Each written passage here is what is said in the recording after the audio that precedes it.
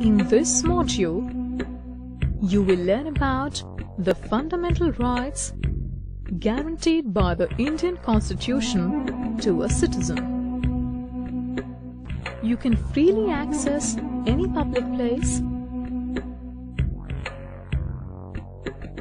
voice your opinion, move throughout the country without restriction,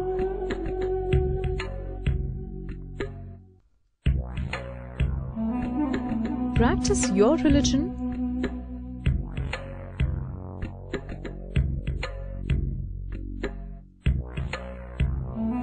get educated, and choose any profession you like.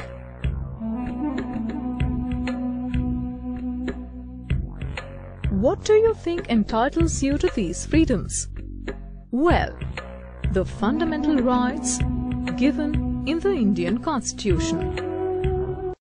Fundamental rights are those rights that are essential or fundamental for the well-being of an individual. Article 12 to 35, contained in Part 3 of the Constitution, deal with the fundamental rights. Why were the fundamental rights included in the Constitution? You must be wondering. We can answer this question by looking briefly at the history of India. India had been ruled by the British colonial power for about 2 centuries. During this colonial rule, the people of the country were denied several basic rights and liberties and had to suffer innumerable injustices. Hence, when India emerged from the shackles of colonialism in 1947, the leaders of the new nation came to hold the ideals of democracy and rights in high esteem and incorporated a section of fundamental rights in the Constitution. The framers of the Indian Constitution believed that these rights were essential for the development of the personality of every individual and to preserve human dignity. The fundamental rights guaranteed in the Constitution are in the form of 6 broad categories: right to equality, right to freedom, right against exploitation, right to freedom of religion, cultural and educational rights, and right to constitutional remedies. Let us understand these 6 fundamental rights one by one.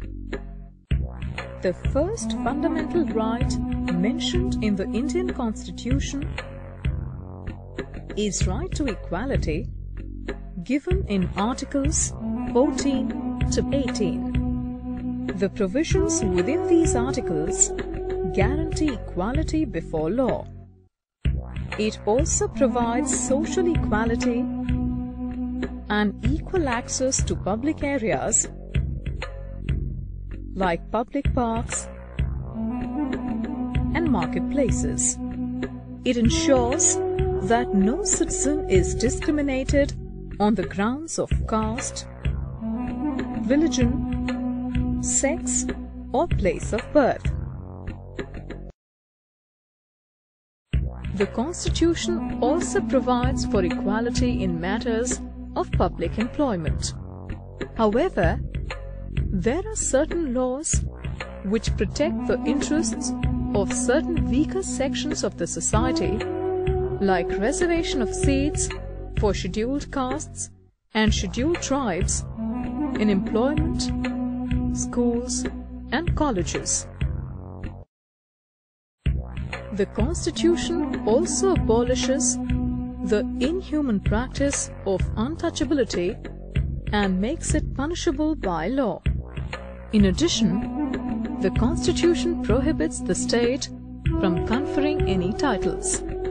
Citizens of India cannot accept titles from a foreign state. However, military and academic distinctions can be conferred on the citizens of India. The right to freedom is another crucial fundamental right given by the Indian Constitution. It is contained in Articles 19 to 22. Under this right, every individual has the freedom of speech and expression, freedom to assemble peacefully without arms, freedom to form associations or unions, freedom to move freely throughout the territory of India, freedom to reside and settle in any part of the territory of India, and freedom to practice any profession or to carry on any occupation, trade or business. However, exercise of these freedoms is subject to maintenance of public order, health and morality. The fundamental right to freedom also entails the right to life and personal liberty. The Constitution lays certain norms for arrest or taking a person into custody. No citizen can be denied his life and liberty except by exercising provision under relevant law. The right against exploitation is given in the Articles 23 and 24 of the Constitution. It abolishes human trafficking and forced labor or begar. It also abolishes employment of children below the age of 14 years in dangerous jobs like factories and mines. The right to freedom of religion is provided for in Articles 25 to 28. It guarantees religious freedom to all citizens of India. The objective of this right is to sustain the principle of secularism in India. According to the Constitution, all religions are equal before the state, and no religion shall be given preference over the other. Citizens are free to preach, practice, and propagate any religion of their choice. Religious communities can set up charitable institutions of their own. The government does not interfere in the religious practice of the people except in situations where the law and order is affected.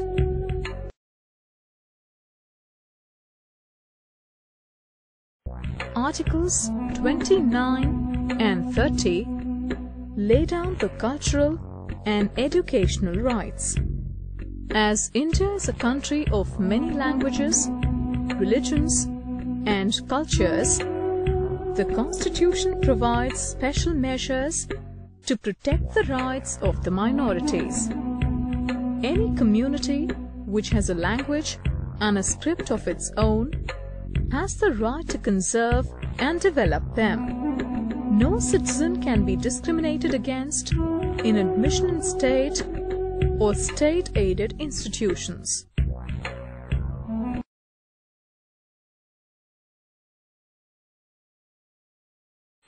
All minorities, religious or linguistic, can set up their own educational institutions in order to preserve and develop their own culture.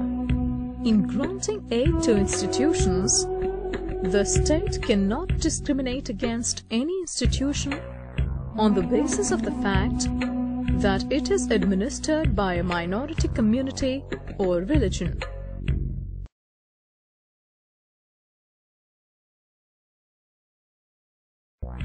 However, what would happen if any of these rights are violated? What can the citizens do?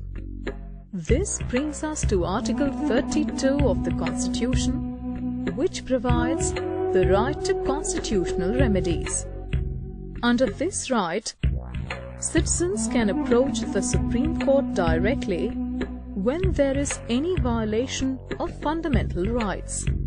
This is considered to be the most fundamental one, as all other rights are ineffective without the provision to seek redressal in case of a violation or denial of rights.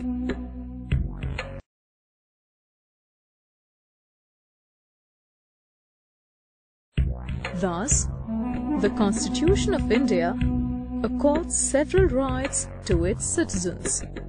These rights come under the purview of judiciary, and so the people can approach the court in the event of its violation. Let's recall what you have learnt. As India emerged from the shackles of colonialism in 1947, the leaders of the new nation declared India to be a democratic country, framing a constitution and setting down certain laws to govern the nation. In keeping with the democratic ethos and its commitment to human rights, the Indian Constitution also guarantees certain fundamental rights to its citizens. These rights are the basic rights that are accorded to all individuals to secure them a decent life within the democratic setup. The fundamental rights are given in Part 3 of the Constitution and are mentioned in the Articles 12 to 35. There are 6 fundamental rights guaranteed by the Constitution: right to equality, right to freedom, right against exploitation, right to freedom of religion, cultural and educational rights, right to constitutional remedies. These rights come under the purview of judiciary, and hence any citizen can approach the court in the event of its violation.